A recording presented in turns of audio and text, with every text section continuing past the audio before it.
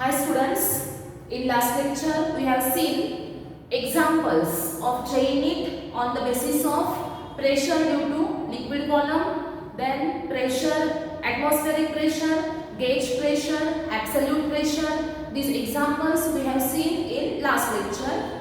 Then in today's lecture we will discuss our new point, which is hydrostatic paradox. Hydrostatic paradox. It is also a very important point for fluids. Okay, hydrostatic paradox. Here, what is the statement of hydrostatic paradox? It will be discussed in last statement. Okay, initially we will first see here the theory for hydrostatic paradox. Okay, here consider three vessels. Three vessels are having different shapes. Suppose here is vessel A, it is vessel B, and it is vessel C. Consider there are three vessels A, B, and C. See here, shape of the vessel ABC are not same. Shapes are different. Okay, A is vertical in shape, B is narrow at the bottom and wider at the top. Okay, B vessel, here it is the open end of the vessel B and it is the closed end of the vessel B. Here it is the closed end and it is the open end. So we can say that vessel A is vertical, vessel B is wider at open end and narrower at closed end. Similarly, vessel C is wider at closed end and narrow at open end. काय बघितलं आपण तर vessel ABC हे तीन vessel different शेपचे आहेत. Vessel A कसा आहे vertical आहे, वेसल B कसा आहे वाइडर आहे, कोणत्या साइडला ओपन साइडला वाइडर आहे. वेसल C कसा आहे तर वेसल C हा क्लोज एंडच्या साइडला आहे, तिकडे वाइडर आहे. बरोबर. आता याच्यामध्ये काय घेतलं आपण वॉटर घेतलेलं आहे. हे जे तीन वेसल आहेत याच्यामध्ये काय घेतलं वॉटर घेतलं. तर आता हे जे वॉटर आहे हे ओपन टू ॲटमॉस्फियर आहे. बरोबर. हे काही क्लोज केलंय का बघून तुम्ही नाही. कसं आहे ओपन टू ॲटमॉस्फियर. ओके. आता इथं तीन वेसलचे शेप डिफरंट आहे. याच्यावरून जर तुम्ही तिन्ही वेसल्स ऑब्झर्व केल्या तर काय लक्षात येईल आपल्या तर वेसल ए, वेसल बी आणि वेसल सी या तीन वेसल्स मध्ये वेसल बी हा लार्ज दिसतोय आपल्याला, वेसल सी हा सगळ्यात स्मॉल आहे असं वाटतंय आणि वेसल ए हा ह्या दोघांच्या पेक्षा मध्ये आहे, मिडलला आहे. म्हणजे सगळ्यात मोठा कोण असेल वेसल बी, त्यानंतर कोण असेल वेसल ए आणि त्यानंतर कोण असेल वेसल सी. बरोबर. म्हणजे वेसल सी सगळ्यात लहान, त्याच्यापेक्षा मोठा वेसल ए, त्याच्यापेक्षा मोठा वेसल बी. आता जे वेसल मोठा असेल साइज मध्ये तर आपल्याला काय वाटेल की त्याच्यामध्ये वॉटर जास्त आहे. बरोबरच आहे. म्हणजे वेसल बी हा साइज मध्ये सगळ्यात मोठा वेसल आहे. मग आपण काय सांगू शकतो की जर हा साइज मध्ये मोठा वेसल असेल तर काय होईल सांगा मला, त्याच्यामध्ये वॉटर जास्त असणार आहे. वेसल सी हा साइज मध्ये सगळ्यात लहान वेसल आहे, म्हणजेच काय त्याच्यामध्ये वॉटर कमी असेल. बरोबर. म्हणजे जो साइज मध्ये मोठा त्याच्यामध्ये वॉटर जास्त, जो साइज मध्ये लहान असेल त्याच्यामध्ये वॉटर कमी असेल. बरोबर. म्हणजेच काय याच्यामध्ये वॉटरचं वेट जास्त असणार आहे, वॉटरचं प्रमाण जास्त आहे. मग तेवढं वेट कुणावर एक्झर्ट केलं जात आहे तर या बॉटमवर. म्हणजे हे जे वॉटर आहे हे वॉटर काय करेल तर ह्या बॉटम सरफेसवर काय एक्झर्ट करेल फोर्स एक्झर्ट करेल. आपण बघितलं की ज्या वेळेस लिक्विड आणि सॉलिड हे एकमेकांच्या कॉन्टॅक्ट मध्ये येतात, म्हणजेच काय ज्या वेळेस फ्लुइड हे सॉलिडच्या कॉन्टॅक्ट मध्ये येतात त्यावेळेस होतं काय, तर फ्लुइड त्या सॉलिड सरफेसवर फोर्स एक्झर्ट करतात आणि ते जे फोर्स आहे ते कसं असतं तर परपेंडिक्युलर असतं. बरोबर, म्हणजेच काय, तर ज्या वेळेस एखाद्या कंटेनरमध्ये तुम्ही लिक्विड घेता, सपोज हे कंटेनर आहे, याच्यामध्ये तुम्ही लिक्विड घेतलं, म्हणजेच काय घेतलं, वॉटर घेतलेलं आहे. तर हे वॉटर काय करेल, तर हे जे सॉलिडच्या वॉल्स आहेत, म्हणजे या कंटेनरच्या वॉल्स आहेत, त्या वॉल्सवर फोर्स एक्झर्ट करेल. ॲट द सेम टाइम हे लिक्विड आणखीन कुणावर फोर्स एक्झर्ट करेल, तर बॉटम सरफेसवर फोर्स एक्झर्ट करेल. म्हणजे ह्या लिक्विडनं काय केलं, तर वॉल्सवर फोर्स एक्झर्ट केलं आणि बॉटमवर सुद्धा फोर्स एक्झर्ट केलं. बरोबर ना, म्हणजेच काय, तर जर लिक्विडनं याच्यावर फोर्स एक्झर्ट केला असेल तर आपल्याला माहिती आहे Newton's third law of motion. न्यूटनचा थर्ड लॉ ऑफ मोशन काय आहे सांगा बरं. For every action there is equal and opposite reaction. म्हणजेच हे वॉटर जर या वॉलवर फोर्स एक्झर्ट करत असेल, म्हणजे हे असं एक्झर्ट केलं, वॉटरनी वॉलवर फोर्स एक्झर्ट केलं, तर वॉल काय करेल, इक्वल अमाउंटचं फोर्स रिटर्न एक्झर्ट करेल कुणावर, वॉटरवर. म्हणजे हे जे फोर्स आहे इकडं, हे कुणी एक्झर्ट केलं, वॉटरनी वॉलवर एक्झर्ट केलं. आता काय होईल बघा, at the same time wall also exert equal opposite force on the water. Okay, आलं सगळ्यांच्या लक्षात. म्हणजे बघा इथं काय होणार आहे, तर ही जी ऍक्शन आहे, म्हणजे फोर्स कुणी एक्झर्ट केलं इथे, लिक्विडना वॉलवर, ही झाली ऍक्शन. वॉलने एक्झर्ट केलं, ही काय झाली, रिॲक्शन झाली. बरोबर, मग आता इथे वॉलने फोर्स एक्झर्ट केलेला आहे. आता आपण काय म्हणूया बघा, सपोज इथे लिक्विड आहे, तर हे लिक्विड काय करतं बघा, बॉटमवर सुद्धा फोर्स एक्झर्ट करतं ना, म्हणजे डाऊनवर्ड फोर्स एक्झर्ट केलं जातं. एखाद्या कंटेनरमध्ये तुम्ही वॉटर घेतलं तर त्या वॉटरचं वेट कुणावर फॉल होतंय, तर त्या कंटेनरच्या बॉटमवर. या कंटेनरच्या बॉटम सरफेसवर त्या वॉटरचं टोटल वेट फॉल होणार आहे. बरोबर, मग आता ज्या वेळेस वेट आपण कन्सिडर करतोय, तर वेट म्हणजेच काय असतं, तर फोर्स असतं. बरोबर, म्हणजे या वॉटरचं वेट बॉटम सरफेसवर फॉल होतं आणि त्यामुळे काय होतं बघा, तर फोर्स हे बॉटमवर एक्झर्ट केलं जातं आणि फोर्स अपॉन एरिया केलं. काय केलं, फोर्स अपॉन एरिया, की आपल्याला काय मिळतं, प्रेशर. म्हणजे जर फोर्स एक्झर्ट केलं जातंय, एरिया ए असेल तर एफ अपॉन ए करा, तुम्हाला काय मिळेल, प्रेशर मिळेल. याचा अर्थ काय, तर इथं बॉटम सरफेसवर फोर्स एक्झर्ट केलं जातंय आणि त्यामुळे प्रेशर अप्लाय केलं जाते. बरोबर, म्हणजे ज्यावेळेस तुम्ही एखाद्या कंटेनरमध्ये लिक्विड घ्याल त्यावेळेस त्या लिक्विडचं वेट बॉटमवर पडणार आणि म्हणजेच काय, तर फोर्स एक्झर्ट केलं जाणार आणि हे फोर्स अपॉन एरिया केलं की मग तुम्हाला काय मिळतं, प्रेशर मिळतं. मग याच्यावरून काय समजलं आपल्याला, की ज्यावेळेस कंटेनरमध्ये लिक्विड घेतलं जाईल त्यावेळेस त्या कंटेनरच्या बॉटम सरफेसवर काय एक्झर्ट होतंय किंवा काय अप्लाय होतंय, तर प्रेशर अप्लाय केलं जातंय. बरोबर, आता इथं प्रेशर अप्लाय केलं जातंय, इथं पण या वॉटरचं वेट याच्यावर फॉल होतंय, म्हणजे इथे सुद्धा प्रेशर अप्लाय केलं जातंय. सिमिलरली व्हेसल सीच्या बॉटमला सुद्धा काहीतरी प्रेशर अप्लाय केलं जातंय ह्या वॉटरच्या वेटमुळं. बरोबर, मग आता आपण जर फोर्स अपॉन एरिया म्हणजे प्रेशर घेत असू तर मला सांगा कोणत्या व्हेसलमध्ये वॉटर जास्त आहे, तर व्हेसल बी मध्ये. कोणामध्ये कमी आहे म्हणूयात आपण, तर व्हेसल सी मध्ये. तर मग अशा केसमध्ये आपण काय सांगू शकतो, की ज्या व्हेसलमध्ये वॉटर जास्त तेवढं त्याचं वेट जास्त, जेवढं वेट जास्त तेवढं बॉटमवर एक्झर्ट केलं जाणारं फोर्स जास्त, आणि फोर्स जास्त असेल तर प्रेशर जास्त असेल. म्हणजेच काय, या तीन व्हेसल्समध्ये कोणत्या व्हेसलच्या बॉटमवर एक्झर्ट होणारं प्रेशर हे मॅक्झिमम असेल असं वाटतंय आपल्याला याच्यामध्ये, तर व्हेसल बी.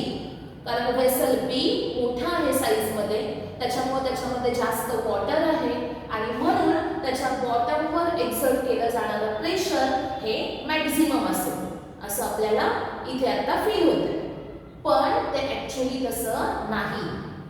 इथं आपण व्हेसल ए बी सी या 3 व्हेसल्स मध्ये इक्वल हाईटला वॉटर घेतलेला आहे, बरोबर. म्हणजे ही जी हाईट आहे इथं, ही सपोज h असेल, तर इथं सुद्धा किती हाईट आहे, h आहे. याची सुद्धा किती हाईट आहे, h आहे. म्हणजे तिन्ही व्हेसल्स मध्ये तुम्ही वॉटर किती घेतलं, तर h या हाईट पर्यंत घेतलं. म्हणजे तिन्ही व्हेसल्स मध्ये जे वॉटर घेतलेलं आहे ते अप टू सेम हाईट घेतलेलं आहे. तिथं हाईट सेम घेतली वॉटरची, बरोबर. मग आता इथं हायड्रोस्टॅटिक पॅराडॉक्स काय स्टेटमेंट सांगतो बघा. तर हायड्रोस्टॅटिक पॅराडॉक्सचं स्टेटमेंट असं आहे, तर shape of the vessel does not affect the pressure which is exerted by liquid on the bottom when the liquid is taken up to the same height. बघा, liquid जर वेगवेगळ्या शेपच्या vessel मध्ये same हाईटला घेतलेला असेल तर त्या व्हेसलचा शेप, साइज याचा प्रेशरवर काहीही फरक पडत नाही. याचा अर्थ काय, तर व्हेसलचा शेप डिफरंट असेल पण सेम हाईटला लिक्विड घेतलेलं असेल तर या प्रत्येक व्हेसलच्या बॉटम सरफेसवर एक्झर्ट होणारं प्रेशर हे कसं असेल, सेम असेल. स्टेटमेंट लक्षात ठेवायचं सगळ्यांनी. व्हेसलचा शेप, साइज कोणतीही असू दे, पण जर प्रत्येक व्हेसल मध्ये सेम हाईटला जर काय घेतलेलं आहे, लिक्विड घेतलेलं आहे, तर त्या सेम हाईटला लिक्विड घेतल्यामुळे या बॉटमवर एक्झर्ट केलं जाणारं प्रेशर हे तिन्ही केसेस मध्ये इथं कसं असेल, सेम असेल. ओके. म्हणजेच काय स्टेटमेंट काय, तर shape of the vessel does not affect the pressure which is exerted by the liquid on the bottom of the surface of the container. Okay, if the liquid is taken up to the same height, this statement is called as the hydrostatic paradox. या स्टेटमेंटला काय म्हटलं जाईल, hydrostatic paradox असं म्हटलं जाईल, बरोबर. मग आता इथे आपण बघूयात की ही प्रोसेस ऍक्च्युअली कशी होते. म्हणजे कसं काय असं होईल की याच्या प्रत्येकाच्या बॉटमला प्रेशर सेमच आहे, हे कसं काय पॉसिबल आहे. बघा, first vessel is vertical. Okay, first vessel is vertical, so the force exerted by the walls on the liquid हे कसं असेल, तर हॉरिझॉन्टल असेल. जसं मी आता सांगितलं, हा लिक्विड याच्यावर ऍक्शन एक्झर्ट करेल आणि वॉल त्याच्यावर रिएक्शन एक्झर्ट करेल आणि हे कसं असेल, तर हॉरिझॉन्टल असेल, बरोबर. म्हणजे इथं जी फोर्सची व्हॅल्यू, फोर्स जे एक्झर्ट झालं कोणाकडून, वॉलकडून लिक्विडवर, हे कसं आहे, तर हॉरिझॉन्टल आहे. त्यानंतर सेकंड केस बघा. सेकंड केस मध्ये काय होतं, तर ह्या वॉल्स कशा आहेत, स्लॅन्टिंग आहेत, बरोबर. आणि कोणत्या साइडला वाइडर आहेत, तर ओपन साइडला वाईड आहेत आणि क्लोज साइडला त्या कशा आहेत, नॅरो आहेत. मग आता या केस मध्ये काय होतं बघा, सपोज हे बघा की अशी व्हेसल आहे, वॉलनी असं फोर्स एक्झर्ट केलं लिक्विडवर, बरोबर. आता ही व्हेसल अशी व्हर्टिकल आहे का, नाही, व्हर्टिकल नाहीये. मग ह्या केस मध्ये काय होणार, तर हे जे फोर्स आहे ते नंबर ऑफ कॉम्पोनंट मध्ये स्प्लिट होईल आणि ते स्प्लिट कुठे होईल, आता हे फोर्स असं एक्झर्ट केलं जाणारच नाही ऍक्च्युअली. बघा, आपण काय म्हणतो की फोर्स जे एक्झर्ट केलं जातं ते ऑलवेज कसं असतं, त्या सरफेसला कसं असतं, परपेंडिक्युलर. रिएक्शन कशी असते, सरफेसला परपेंडिक्युलर. कुणी एक्झर्ट केली, इथं लिक्विड आहे, कुणी एक्झर्ट केली, या वॉलने एक्झर्ट केली या लिक्विडवर, मग ती या वॉलला कशी असेल, परपेंडिक्युलर असेल, बरोबर. आता इथे ही जी वॉल आहे ह्याने तिथल्या लिक्विडवर जी रिएक्शन एक्झर्ट केली ती कशी असेल, तर वॉलला परपेंडिक्युलर असेल, बरोबर. आता ही जी लाईन आहे ही एक्स ऍक्सिस वर पण नाहीये आणि वाय वर पण नाहीये ना. मग काय करूया, आपण याला स्प्लिट करूया. मग ह्याला दोन कॉम्पोनंट मध्ये आपण असं स्प्लिट केलं. सिमिलरली इथं पण तुम्ही त्याला असं दोन कॉम्पोनंट मध्ये स्प्लिट केलं, एक्स आणि वाय कॉम्पोनंट मध्ये. आता बघा, हे जे फोर्स आहे, हे फोर्स होतं ना ऍक्च्युअली एफ, बरोबर. हे फोर्स तुम्ही दोन कॉम्पोनंट मध्ये काय केलं, स्प्लिट केलं. आता हे जे कॉम्पोनंट आहेत हे एकमेकांना काय होतील, कॅन्सल होतील ना. बघा, इथं एवढं इकडनं जेवढं फोर्स आलंय टुवर्ड्स लेफ्ट तेवढंच कुठे आहे टुवर्ड्स राईट. हे कॉम्पोनंट्स काय झाले एकमेकांना कॅन्सल झाले. बरोबर. कोणते हे कॉम्पोनंट्स हॉरिझॉन्टल. मग राहिले कोणते व्हर्टिकल कॉम्पोनंट शिल्लक राहिले. बरोबर. कोणते कॉम्पोनंट आहेत तर व्हर्टिकल कॉम्पोनंट्स इथे राहिलेले आहेत. सगळ्यांच्या लक्षात आलं का बघा. काय सांगितलं मी पहिल्यांदा हे फोर्सेस आपण ड्रॉ केले, त्यानंतर त्याला दोन दोन कॉम्पोनंट मध्ये स्प्लिट केलं. स्प्लिट केल्यानंतर हे हॉरिझॉन्टल कॉम्पोनंट एकमेकांना काय होतील कॅन्सल होतील. बरोबर. आणि त्यामुळं हे कॅन्सल झाले. मग राहिले कोण हे दोघं राहिले. बरोबर. मग हे जे फोर्स आहे कुठे आहे अपवर्ड डायरेक्शन मध्ये. हे दोन्ही फोर्सेस कुठे आहेत अपवर्ड डायरेक्शन मध्ये. बरोबर. आता ही केस बघूया. या केस मध्ये काय होतं बघा. हा असा सरफेस आहे. मग या सरफेसनं एक्झर्ट केलेली रिएक्शन सरफेसला कशी असेल परपेंडिक्युलर असेल. आता याला तुम्ही दोन कॉम्पोनंट मध्ये असं स्प्लिट केलं. कोणत्या x आणि y कॉम्पोनंट मध्ये स्प्लिट केलं. x आणि y कॉम्पोनंट मध्ये स्प्लिट केल्यानंतर आता बघा हे दोन हॉरिझॉन्टल कॉम्पोनंट काय झाले कॅन्सल झाले कारण ते इक्वल आणि अपोजिट असतील. मग आता राहिले कोणते बघा हे दोन कॉम्पोनंट आणि हे दोन कॉम्पोनंट. बरोबर. हे फोर्सचे कॉम्पोनंट बाकी आहेत इथे आणि हे दोन काय झाले कॅन्सल झाले. तर आता काय होईल बघा हे डाऊनवर्ड कॉम्पोनंट इथे म्हणजे टोटल फोर्सचे कॉम्पोनंट कोणत्या डायरेक्शन मध्ये आहेत तर डाऊनवर्ड डायरेक्शन मध्ये. इथं फोर्सचे कॉम्पोनंट जे शिल्लक राहतात ते कोणत्या डायरेक्शन मध्ये आहेत तर अपवर्ड डायरेक्शन मध्ये. बघा इथे काय सांगितलं असं वेसल आहे. या वेसल मध्ये हा एक कॉम्पोनंट असेल हे वर्टिकल कॉम्पोनंट आणि हे ऍक्च्युअल एक्झर्टेड फोर्स. यातलं कॅन्सल काय झालं हॉरिझॉन्टल कॉम्पोनंट काय झाले कॅन्सल झाले. म्हणजेच काय हे वर्टिकल कॉम्पोनंट्स जे आहेत अपवर्ड डायरेक्शन मध्ये. बरोबर. आता वेसल बी मध्ये टोटल फोर्स आहे कुठे आता अपवर्ड डायरेक्शन मध्ये. वेसल सी मध्ये फोर्स कुठे आहे डाऊनवर्ड डायरेक्शन मध्ये. आणि वेसल ए मध्ये बघा आता वेसल ए जी आहे त्याच्यामध्ये असे फोर्सेस आहेत ना एक्झर्टेड. बरोबर. कशा आहेत फोर्सेस हॉरिझॉन्टल. मग हे ऍक्च्युअली एकमेकांना काय होणार आहेत कॅन्सल कारण जेवढं फोर्स राईटला आहे तेवढंच कुठे आहे लेफ्टला आहे. आलं सगळ्यांच्या लक्षात. म्हणजे हॉरिझॉन्टल फोर्सेस इथे कॅन्सल होतात मग काहीच फोर्स शिल्लक राहत नाही. म्हणजेच काय त्या वॉलनं लिक्विडवर जी रिएक्शन एक्झर्ट केलेली आहे ती टोटल रिएक्शन किंवा नेट रिएक्शन आपण म्हणूयात ती काय असेल तर फर्स्ट केस मध्ये 0 असेल.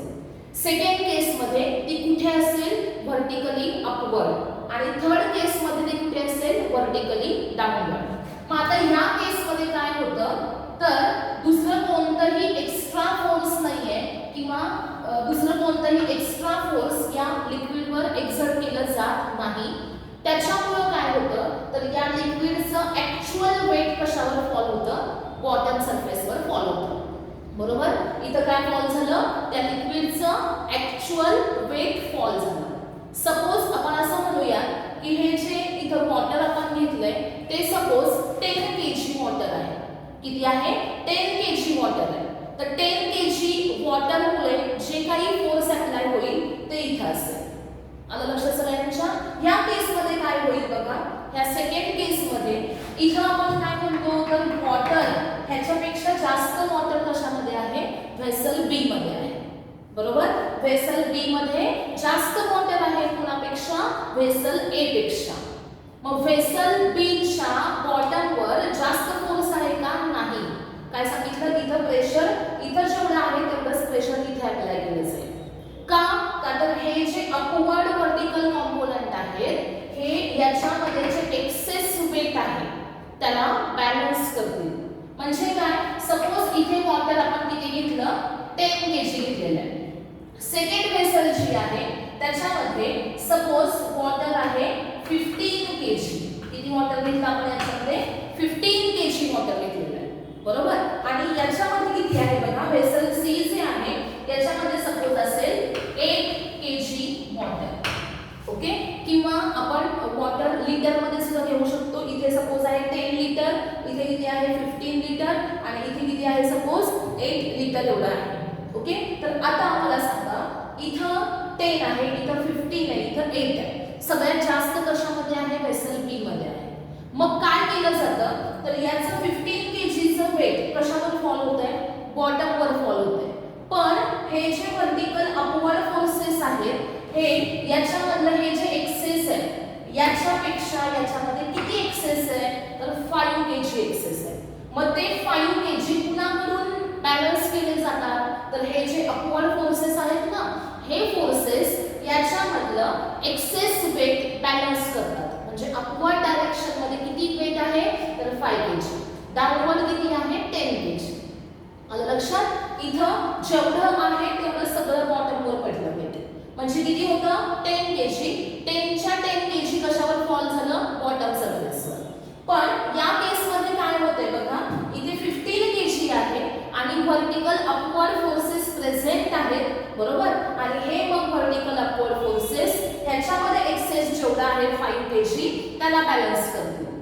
थर्ड केस जी आहे याच्यामध्ये काय होतं बघा, तर याच्यामध्ये वेट काय आहे, कमी आहे ना.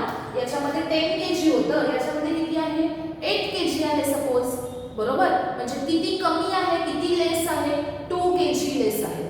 म्हणजे याच्यामध्ये आपल्याला ऍड करावे लागतील ना 2 kg. मग आता काय होईल बघा, हे जे कॉम्पोनंट्स आहेत ते कुठे आहेत, डाऊनवर्ड डायरेक्शन मध्ये. म्हणजे डाऊनवर्ड डायरेक्शन मध्ये म्हणजे ते चाललेत कुठे, इनसाइड द लिक्विड. बघा हे कॉम्पोनंट्स कुठे आहेत, डाऊनवर्ड डायरेक्शन मध्ये आहेत. म्हणजे कुठे आहेत, इन द लिक्विड आहेत. मग हे काय करतील, लिक्विडच्या वेट मध्ये ऍड करतील. काय ऍड करतील, तर याच्यामध्ये जो डिफरन्स आहे ना, इथे डिफरन्स आहे, इथं 10 आहे, इथं 8 आहे. मग डिफरन्स किती आला, 2 kg चा डिफरन्स आला. मग ते 2 kg वेट कुणाकडून प्रोव्हाइड केलं जाईल, तर हे जे डाऊनवर्ड कॉम्पोनंट्स आहेत ना त्यांच्याकडून प्रोव्हाइड केलं जाईल. सगळ्यांच्या लक्षात आलं का बघा. फर्स्ट केस मध्ये व्हर्टिकल व्हेसल आहे, याच्यामध्ये हॉरिझॉन्टल फोर्सेस आहेत.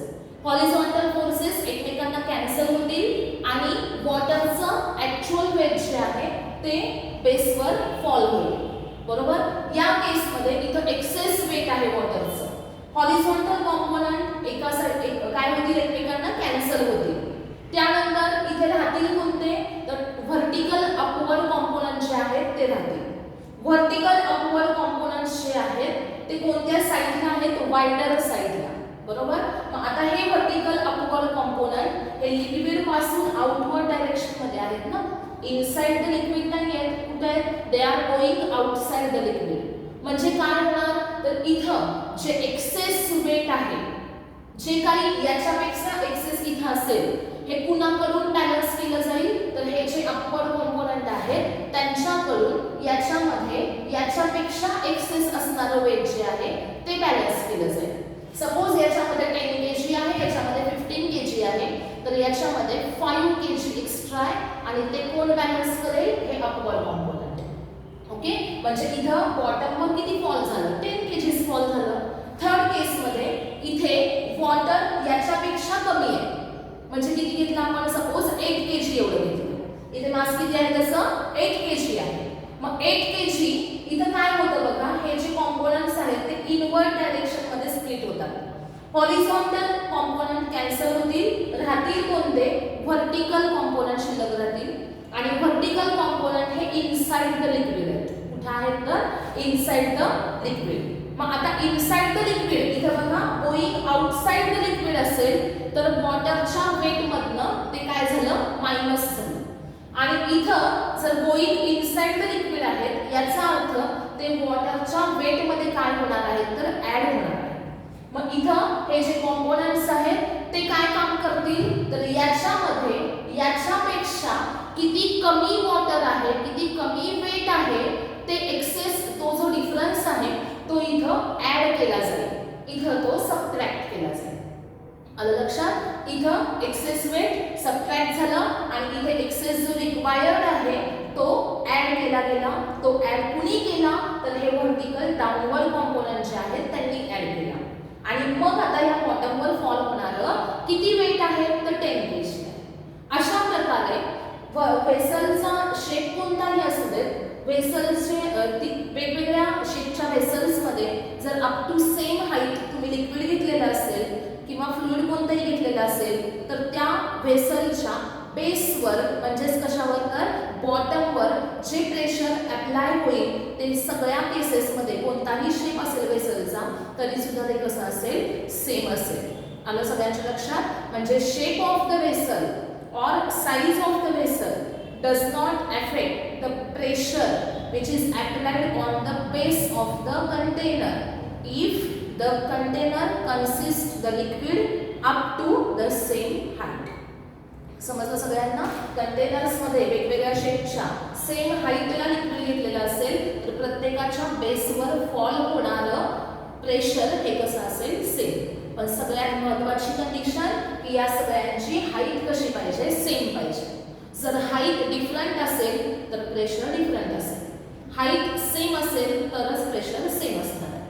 आणि आपण pressure due to liquid column याला ॲब्सोल्यूट प्रेशर P कसं फाइंड आउट करतो आपण. P which is equal to काय असणार आहे P0 plus H rho G असा फॉर्म्युला आहे.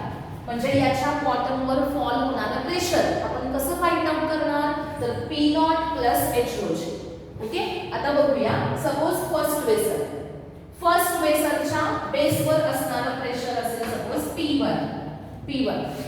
हे ओपन टू काय आहे ॲटमॉस्फियर. म्हणजे याच्यावर कोणतं प्रेशर ऍक्ट होत आहे ॲटमॉस्फेरिक प्रेशर. म्हणजे P1 इक्वल टू PO म्हणजे काय आहे ॲटमॉस्फेरिक प्रेशर प्लस काय असेल बघा H rho G. H म्हणजे ही हाईट. मग H ॲज इट इज लिहूया. त्यानंतर rho म्हणजे काय डेन्सिटी आणि G म्हणजे ॲक्सेलरेशन ड्यू टू ग्रॅव्हिटी. म्हणजेच काय तर या वेसलच्या बॉटमवर एक्सर्ट होणारा प्रेशर टोटल प्रेशर T1 असेल. कसं फाइंड आउट केलं absolute pressure plus atmospheric pressure plus gauge pressure. Okay. P1 म्हणजे काय ॲब्सोल्यूट प्रेशर, P0 म्हणजे काय ॲटमॉस्फेरिक प्रेशर आणि H rho G म्हणजे काय गेज प्रेशर. आता नीट लक्षात घ्या. सपोज P2 फाइंड आउट करायचं. P2 म्हणजे काय याच्या बॉटमवर एक्सर्ट होणारा प्रेशर. कसं फाइंड आउट करायचं कोणाची ऍडिशन असेल atmospheric pressure plus gauge pressure. बरोबर. म्हणजे काय इथं सुद्धा सेम हाईटलाच लिक्विड घेतलं ना तुम्ही H या हाईटला. मग H rho G ही जी व्हॅल्यू आहे ती तिघांसाठी सुद्धा कशी असेल सेम असेल. म्हणजे इथं थर्ड केस मध्ये सुद्धा तुम्ही काय म्हणू शकता P0 plus H rho G. याच्यावरून काय समजते बघा आपल्याला P1 P2 P3 तिन्ही पण प्रेशर कसे फाइंड आउट केले तर PO प्लस काय केलं H rho G. PO म्हणजे ॲटमॉस्फेरिक प्रेशर त्याची एक कॉन्स्टंट व्हॅल्यू आहे. ते कधीही बदलणार नाही. किती असतं 1.01 × 10⁵ ही व्हॅल्यू कुणाची ॲटमॉस्फेरिक प्रेशरची. प्लस पुढे आपण काय करतो H rho G म्हणजे ते कसलं प्रेशर आहे गेज प्रेशर आहे. आणि गेज प्रेशर जे आहे ते डिपेंड कुणावर आहे बघा H वर डिपेंड आहे. H म्हणजे काय height of the liquid column त्याच्यावर डिपेंड आहे. रो म्हणजे काय density of the fluid which is contained in the container. Okay. आणि इथं आपण तिन्ही ठिकाणी वॉटर घेतलेलं आहे ना. मग वॉटरची इथं जी डेन्सिटी आहे तीच इथं आहे. म्हणजे रोची व्हॅल्यू तिघांसाठी सेम आहे.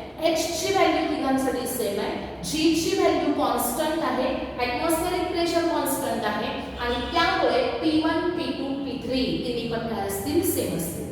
आता हे फॉर्म्युला चेंज कधी होतील बघा. P1 P2 P3 याच्या व्हॅल्यू डिफरंट कधी असू शकतात तर ज्या वेळेस H rho याच्यामध्ये डिफरन्स आहे. याचा अर्थ काय याची हाईट डिफरंट आहे, याची हाईट डिफरंट आहे, याची हाईट डिफरंट आहे.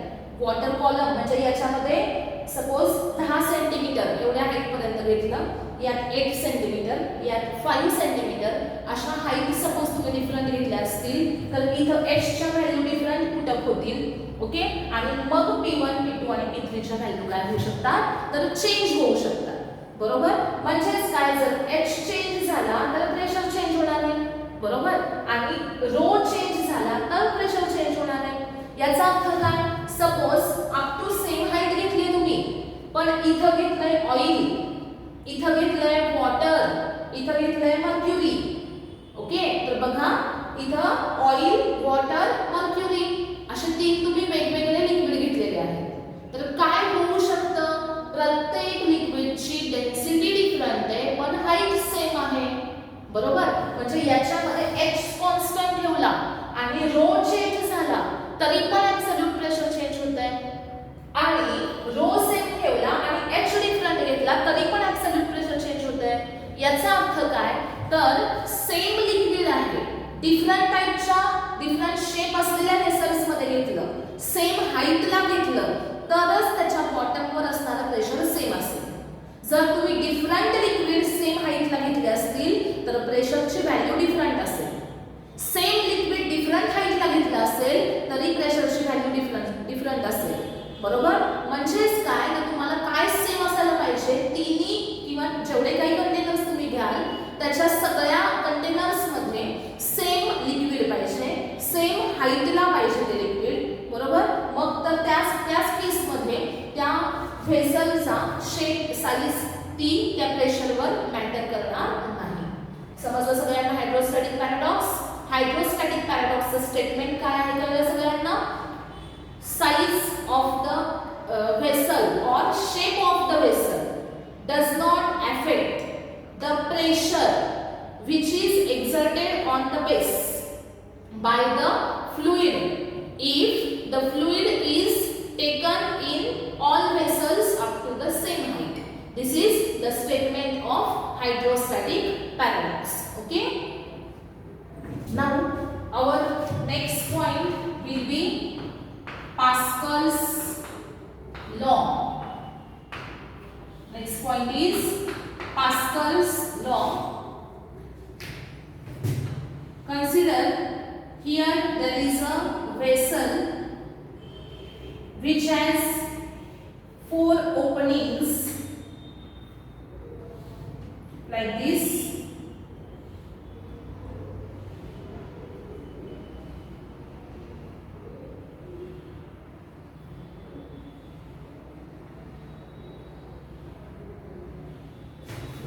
Consider there is a vessel like this and there are pistons which are fixed at these open ends.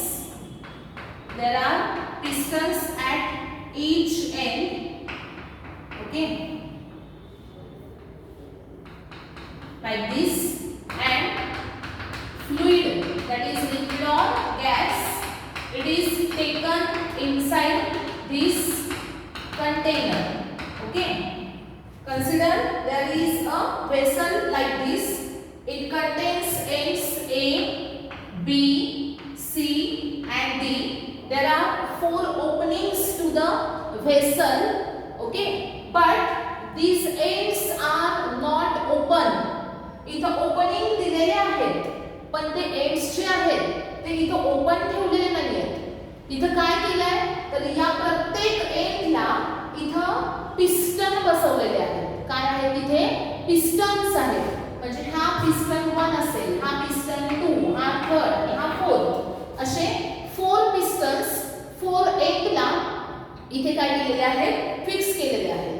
आता बघा, सपोज इथे काय केलं आपण F1 amount of pressure apply केलं आणि सपोज याचा एरिया आहे A. आपण म्हणूया फोर्स किती अप्लाय केलं F आणि याचा या एंडचा क्रॉस सेक्शनल एरिया किती आहे A आहे. सपोज याचा एरिया असेल 2A, याचा एरिया इथला असेल 3A आणि याचा एरिया किती असेल तर A/2. व्यवस्थित लक्ष द्या. काय आहे इथं एक कंटेनर घेतलेला आहे, व्हेसल घेतलेला आहे, त्याच्यामध्ये एक प्रकारचं फ्लुइड घेतलेलं आहे. It may be liquid or gas. There are 4 openings to this vessel but these openings are not open. There are 4 pistons which are fixed at these openings. 4 piston याच्यावर फिक्स केलेले आहेत. हे जे एंड A आहे त्याचा area किती आहे A, end B आहे त्याचा एरिया किती आहे 2A, एंड C आहे त्याचा एरिया आहे 3A आणि एंड D आहे त्याचा एरिया किती आहे A/2. हे जे एरियाज आहेत हे कोणते एरियाज आहेत तर क्रॉस सेक्शनल एरियाज आहेत. ओके, आता याच्यामध्ये जे फ्लुइड घेतलंय, जर ओपनिंग्स आहेत पण ते ओपन एंड सगळे क्लोज असतील तर ते व्हेसल सगळ्या बाजूनी कसं आहे क्लोज आहे. ओपन आहे का हे नाही, याचे सगळे एंड क्लोज केलेले आहेत. याचा अर्थ हे व्हेसल कसं झालं तर क्लोज्ड व्हेसल आहे. आणि याच्यामध्ये फ्लुइड घेतलं सपोज तर ते फ्लुइड कसं झालं तर एनक्लोज्ड फ्लुइड. एनक्लोज्ड म्हणजे पूर्ण सगळ्या बाजूनी क्लोज असलेलं.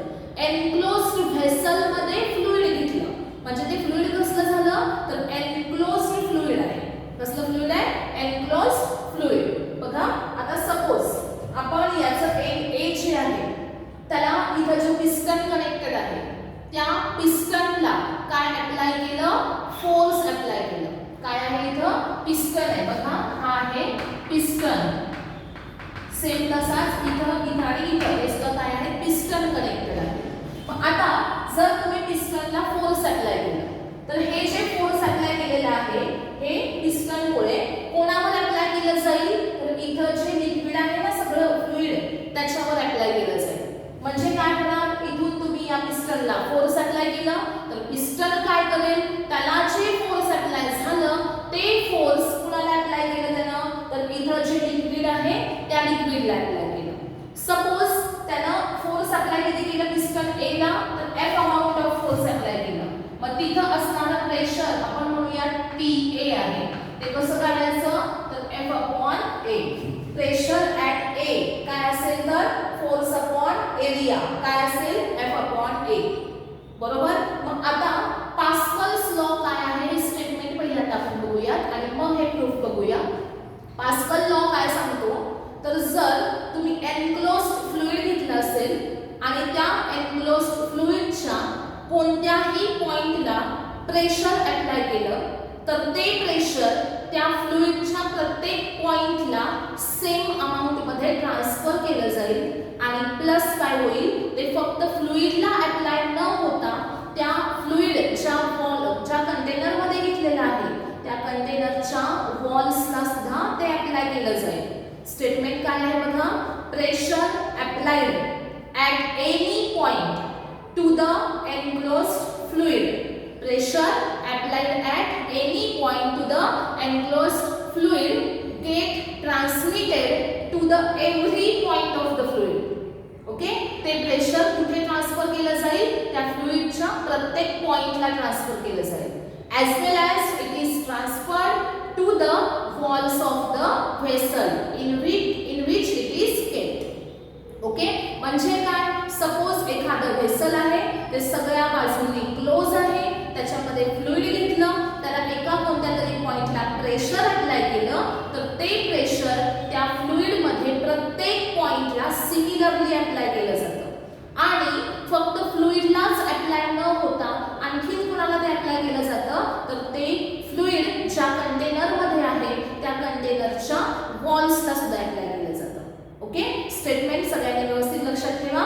Pressure applied at any point of the enclosed fluid is transmitted to every point of the fluid and also to the walls of the vessel. It is the statement of Pascal's law.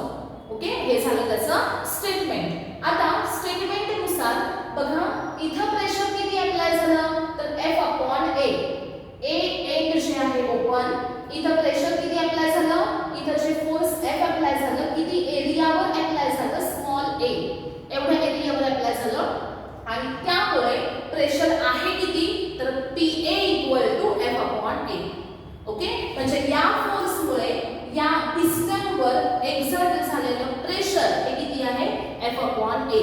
बरोबर? मग आता इथं तुम्ही pressure apply केलं तर according to Pascal's law काय सांगतो आपल्याला? तर इथं जर तुम्ही प्रेशर अप्लाय केलेलं आहे तर ते काय होणार?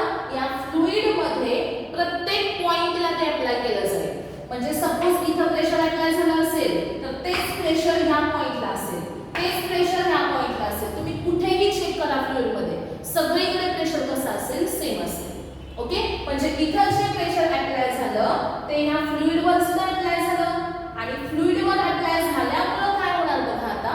सपोज इथं प्रेशर अप्लाय झालं, ह्या प्रेशरमुळे ह्या फ्लुइडवर प्रेशर अप्लाय झालेलं आहे, इथं जे प्रेशर आहे तेच इथं आहे आणि त्याच्यामुळे इथं जो पिस्टन आहे कनेक्टेड तो काय होणार बघा? फ्लुइडचं प्रेशर वाढलं आणि त्या फ्लुइडनं या पिस्टनला इकडे वर उचललं. बरोबर? म्हणजे पिस्टन कुठे गेला? आउटवर्ड डायरेक्शन मध्ये गेला. सिमिलरली ह्या फ्लुइडला प्रेशर अप्लाय झालेला आहे. कुणामुळे? बघा इकडनं तुम्ही प्रेशर अप्लाय केलं, ह्या फ्लुइडवर प्रेशर आलं तर काय होणार आहे? इकडं हा पिस्टन वर उचलला जाईल. सिमिलरली इथं प्रेशर वाढलं, ह्या फ्लुइडमुळे हा पिस्टन इकडे आउटवर्ड डायरेक्शन मध्ये जाईल. सिमिलरली इथं प्रेशर वाढलेला आहे मग त्यामुळे हा पिस्टन जो आहे हा पण कुठे जाईल? आउटवर्ड डायरेक्शन मध्ये जाईल. बरोबर? म्हणजे एका पिस्टनला तुम्ही इनवर्ड पुश केलेलं आहे तर हे तीन पिस्टन्स कुठे गेलेले मग किती प्रेशरने गेले, जेवढं प्रेशर ए पॉइंटला पिस्टनला दिलेलं आहे तेवढंच प्रेशर कोणावर अप्लाय झालं तर पिस्टन बी, पिस्टन सी आणि पिस्टन डी वर, आणि ते कुठे गेले आउटवर्ड डायरेक्शन मध्ये. मग आता काय केलं पाहिजे तर त्या पिस्टन्सला, पिस्टन बी, सी आणि डी ला त्यांच्या ओरिजिनल पोझिशन मध्ये रिटर्न आणलं पाहिजे. पिस्टन बी, सी, डी यांना ओरिजिनल पोझिशन मध्ये रिटर्न आणायचंय. मग त्यासाठी काय केलं पाहिजे तर ज्या फोर्सनी हे पिस्टन वर गेलेलं आहे त्या फोर्सनी त्याला इनवर्ड डायरेक्शन मध्ये पुश केलं पाहिजे. बरोबर, म्हणजे ह्या लिक्विडनं काय केलं, ह्या लिक्विडनं काय केलं बघा, ह्याला असं फोर्स अप्लाय केलं म्हणजे हा पिस्टन काय झाला, डिस्प्लेस झाला आणि पुढे गेला. मग त्याची ओरिजिनल पोझिशन परत पाहिजे आपल्याला. इथं होता पहिल्यांदा, तो सपोज आता इथं गेला असेल. मग काय केलं पाहिजे, त्याला परत इथून इथं आणायचं आहे. मग काय करायचं तर ह्या पिस्टनला असं फोर्स अप्लाय करायचं. मग इनवर्ड फोर्स अप्लाय केलं की हा पिस्टन त्याच्या जागी परत येईल. बरोबर, मग हे जे फोर्स किती अप्लाय करावं लागेल तर इथं लिक्विडनं जेवढं फोर्स एक्सर्ट केलं पिस्टनवर तेवढाच फोर्स त्याला अपोजिट डायरेक्शन मध्ये अप्लाय करावं लागेल. बरोबर, म्हणजे लिक्विडनं या पिस्टनला ज्या फोर्सने आउटवर्ड डायरेक्शन मध्ये पुश केलेलं आहे तेवढ्याच अमाउंटचं इनवर्ड फोर्स पिस्टनवर जर एक्सर्ट झालं तर पिस्टन आहे त्या जागी परत येईल. बरोबर, सिमिलरली इथे पण सेम तसंच बघा, हा जो फ्लुइड आहे इथं त्यानं या पिस्टनवर फोर्स एक्सर्ट केला, त्याच्यामुळे झालं काय, पिस्टन कुठे गेला, डाऊनवर्ड डायरेक्शन मध्ये गेला. इथं आला सपोज आता, मग त्याला परत इथं न्यायचंय तर त्याला कुठे फोर्स पाहिजे, इनवर्ड डायरेक्शन मध्ये. किती अप्लाय केलं पाहिजे तर लिक्विडनं जेवढं केलं तेवढंच या पिस्टनला इकडनं आपण अप्लाय केलं तर काय होणार आहे, पिस्टन ओरिजिनल पोझिशनला परत जाईल. सेम तसंच इथे बघा, हे जे लिक्विड आहे त्या लिक्विडने त्याला इकडे फोर्स अप्लाय केला, त्याच्यामुळे पिस्टन काय झाला, डिस्प्लेस झाला आणि इथे आला. मग काय केलं पाहिजे आपल्याला तर त्याला इनवर्ड डायरेक्शन मध्ये असं फोर्स अप्लाय केलं पाहिजे जेणेकरून हा परत कुठे येईल, ओरिजिनल पोझिशनला इथे येईल. आलं सगळ्यांच्या लक्षात. म्हणजे झालं काय बघा, तर जर तुम्ही एका पिस्टनला फोर्स अप्लाय केलं तर ह्या फ्लुइड मध्ये सगळीकडे F/A म्हणजे इथं फोर्स अप्लाय केलं, किती एरियावर केलं तर A एवढ्या एरियावर फोर्स अप्लाय झालं. मग F/A एवढं प्रेशर अप्लाय झालं आणि हे प्रेशर प्रत्येक पॉइंटला फ्लुइड मध्ये ट्रान्सफर झालं आणि त्या फ्लुइडनं हे पिस्टन सगळे वर उचलले, म्हणजे काय केलं, आउटवर्ड डायरेक्शन मध्ये पुश केले. आणि मग त्यांना ओरिजिनल पोझिशनला आणायचं असेल तर त्यांना इनवर्ड फोर्स एक्सर्ट झालं पाहिजे.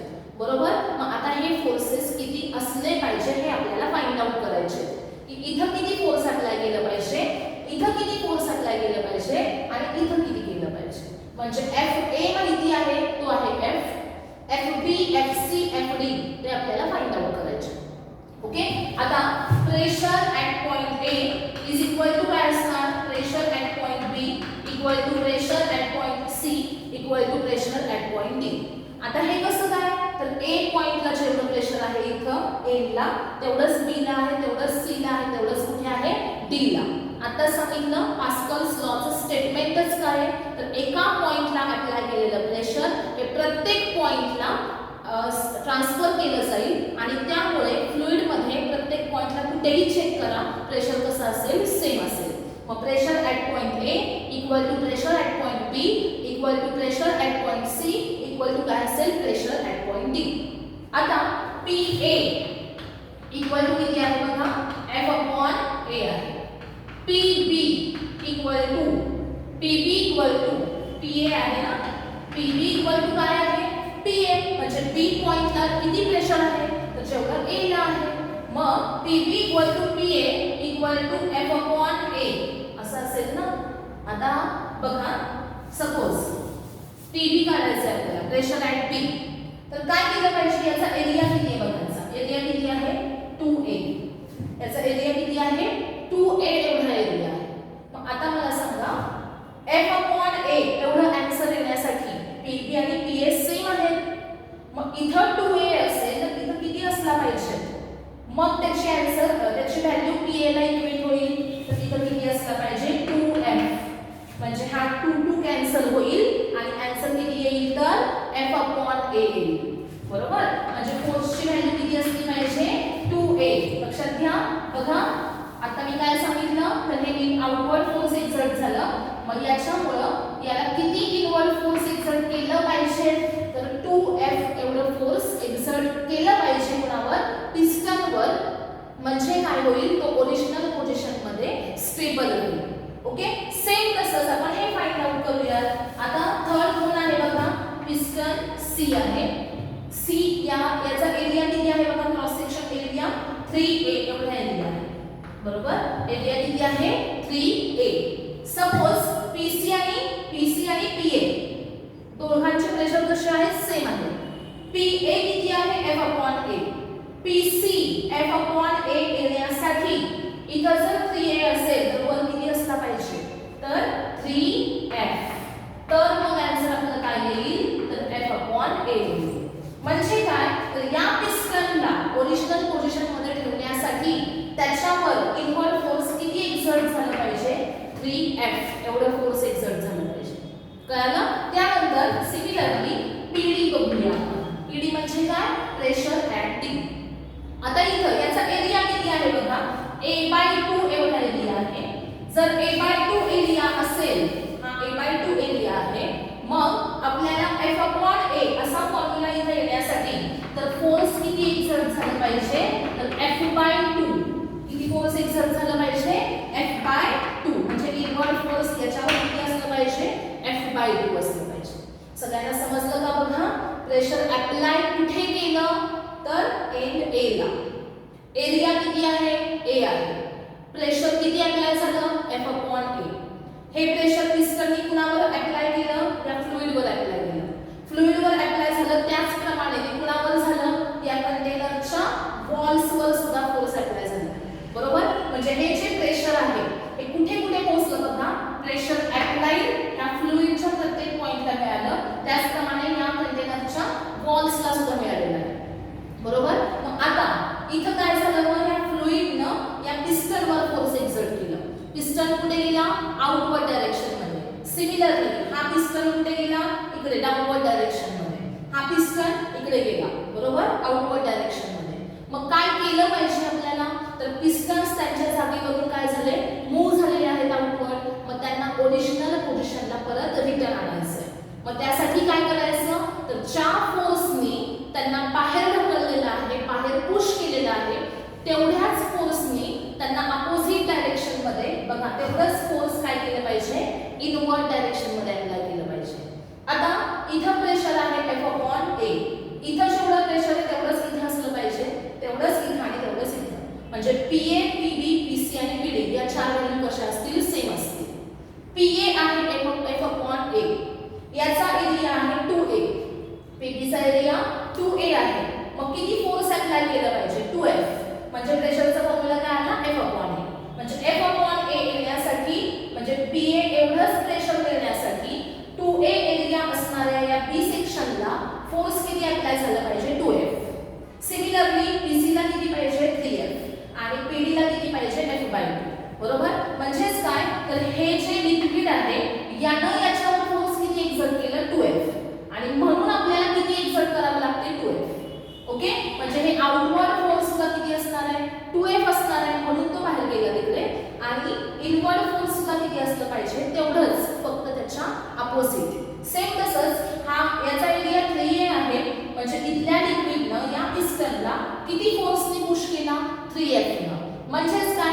3F या फोर्सने हा पिस्टन डाउनवर्ड केला मग आता त्याला ओरिजिनल जागी आणण्यासाठी किती फोर्स इनवर्ड अप्लाय केलं 3F सिमिलरली इथं इनवर्ड फोर्स किती अप्लाय झालं F/2 कळलं का बघा सगळ्यांना म्हणजेच काय पास्कल लॉचं स्टेटमेंट सगळ्यांनी लक्षात ठेवा स्टेटमेंट काय आहे तर एखादं व्हेसल आहे किंवा एनक्लोज्ड व्हेसल आहे त्याच्यामध्ये फ्लुइड घेतलं तर ते एनक्लोज्ड फ्लुइड झालं सगळ्या बाजूनी ते कसं आहे क्लोज आहे आणि अशा फ्लुइडला सपोज तुम्ही कोणत्याही पॉइंटला जर प्रेशर अप्लाय केलं तर ते प्रेशर त्या फ्लुइडमध्ये प्रत्येक पॉइंटला सिमिलरली अप्लाय केलं जातं आणि अल्सो ते कुठे ट्रान्सफर केलं जाईल तर त्या कंटेनरच्या वॉलला सुद्धा अप्लाय केलं जाईल okay pressure applied to any point of the enclosed fluid must be transmitted to every point of the fluid and also to the walls of the vessel. It is the statement of Pascal's law. याचं आणखीन एक example आपण सांगू शकतो आणि ते example बघा, balloon आहे. बलून मध्ये काय आहे? एअर आहे. बलून आहे, बलून मध्ये काय आहे? एअर आहे. आणि काय झालं तर त्या बलूनला तुम्ही कुठेतरी फोर्स अप्लाय केला तर काय होणार आहे? तर त्या बलून मध्ये जी एअर आहे त्या एअरच्या प्रत्येक पॉइंटला ते प्रेशर अप्लाय केलं जाईल. बलून आहे, प्रेस केला सपोज, तर काय होणार? प्रेशर अप्लाय झालं, ते प्रेशर त्या बलूनच्या प्रत्येक पॉइंटला अप्लाय झालं आणि प्लस त्या आतमध्ये जी एअर आहे ना त्या एअरच्या सुद्धा प्रत्येक पॉइंटला अप्लाय झालं आणि ते कसं होतं? सिमिलरली अप्लाय होतं. बरोबर. मग आता हे जे आपण बघितलं इथे पास्कल्स लॉ याच्यामध्ये प्रेशर इथं जे आपण काउंट करतोय ते सगळीकडे कसे असणार आहेत? सेम असणार आहेत. आता प्रेशर मेजर करण्यासाठी इन्स्ट्रुमेंट कोणते वापरले जातात? ओके, तर इन्स्ट्रुमेंट कोणते वापरले जातात? तर फर्स्ट इन्स्ट्रुमेंट आहे प्रेशर गेजेस. काय म्हटलं जातं त्याला? Pressure gauges. म्हणजे जे इन्स्ट्रुमेंट आपण कशासाठी यूज करतो तर प्रेशर मेजर करण्यासाठी त्या इन्स्ट्रुमेंट्सला काय म्हटलं जातं? प्रेशर गेजेस असं म्हटलं जातं. आणि ते प्रेशर गेजेस तुम्ही इथं जर अप्लाय केलेले असतील तर तुम्हाला त्या पॉइंटला प्रेशर किती आहे हे फाइंड आउट करता येतं. ओके, म्हणजे प्रेशर मेजर करण्यासाठीचं इन्स्ट्रुमेंट नेम लक्षात ठेवायचं. काय नेम आहे तर प्रेशर गेजेस. ओके, सगळ्यांना हा पॉइंट समजला असेल. आजच्या लेक्चरमध्ये आपण 2 पॉइंट स्टडी केलेले आहेत. ते आहेत हायड्रोस्टॅटिक पॅराडॉक्स आणि सेकंड आहे पास्कल्स लॉ. नेक्स्ट लेक्चरमध्ये आपण ॲप्लिकेशन्स ऑफ पास्कल्स लॉ हा महत्त्वाचा पॉइंट बघणार आहोत. हे दोन्ही सुद्धा पॉइंट हायड्रोस्टॅटिक पॅराडॉक्स आणि पास्कल्स लॉ हे खूप इम्पॉर्टंट पॉइंट्स आहेत आणि याच्यावर डिपेंड असणारं पास्कल्स लॉवर डिपेंड असणारा नेक्स्ट पॉइंट आहे applications of Pascal's law. Pascal's law कुठे कुठे यूज केला जातो, त्याचे ॲप्लिकेशन्स काय आहेत, जसं की आहे हायड्रॉलिक लिफ्ट आहे, हायड्रॉलिक ब्रेक्स आहेत. अशा प्रकारचे ॲप्लिकेशन्स आपण नेक्स्ट लेक्चरमध्ये बघणार आहोत. ओके.